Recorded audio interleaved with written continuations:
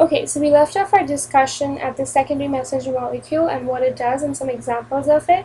Now, secondary messenger molecule can basically have two fates. Okay, secondary messenger. It can either diffuse through the cytoplasm, okay, or it can just remain embedded in the membrane, in the plasmid membrane. An example of this case would be IP3, and we will discuss more about it when we get to it. And an example of this would be phosphoinositide 3,4,5 triphosphate. Okay, make sure you remember these examples because they're good exam questions.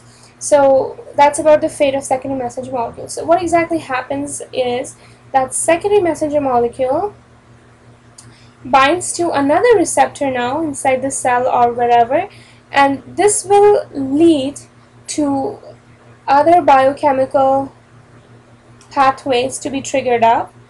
So now these pathways are activated or inactivated depending on what the secondary messenger molecule is going to do. So remember, it can either activate, like we mentioned in the previous video, or it can also inactivate. So it can do both the things. Okay. So these biochemical pathways will be triggered, and you can basically do a lot of things with that. You can affect, most importantly, transcription. So transcription will affect your genes, and so this is like regulating gene activity. You can have things like survival. Other things would be cell death. That could be a signal. So these are all the responses that can be produced because of these different things, these different biochemical pathways that are occurring. Proteins, and maybe the cells need more protein, so you need to synthesize more protein, so that's the signal that's being passed on. Or you could just have a metabolic change, so there's too much of something and that needs to be reduced, so that could be one of the responses. So these are some of the responses that could happen depending on what kind of signal is being transduced. Okay, so this is one way of doing things. The second way eventually also leads to these responses, but it's just a different way of doing it. And how does the second method work? Well, okay, let's draw our plasma membrane again. Let's draw our receptor molecule one more time. Okay, looks like an H, huh? Anyway, so this is my plasma membrane. So I have my ligand bound to the receptor. Now in this case, and this is the second way that I can transduce my signal inside the cell. So the ligand binding causes the receptor to become a recruiting station for other signaling proteins.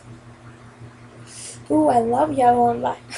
Anyways, so what happens in this case is, and I wish I could somehow make this thing go away, but apparently it doesn't. Oh, it did.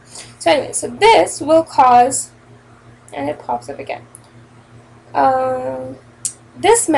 So one thing that could happen is that this receptor will phosphorylate itself. This is just one of the many things that can happen for it to become a recruiting station for other proteins. So either the receptor phosphorylates or other things happen, and the phosphorylation will cause now other proteins to come and bind to this. Okay, so this is just other protein, and now same thing happens. This binding of another protein to the receptor, which has now phosphorylated or gone through some other change, will cause something else to be produced, and it will cause something else to be produced, and so it will be like a biochemical pathway again. So you go from A to B, from B to C, and so on. Okay, so there will be a biochemical pathway, and this biochemical pathway will again go about affecting things that we talked about earlier, transcription, and I think the video is about to end in 4 seconds, so I'll just finish this off in the next one. Thanks.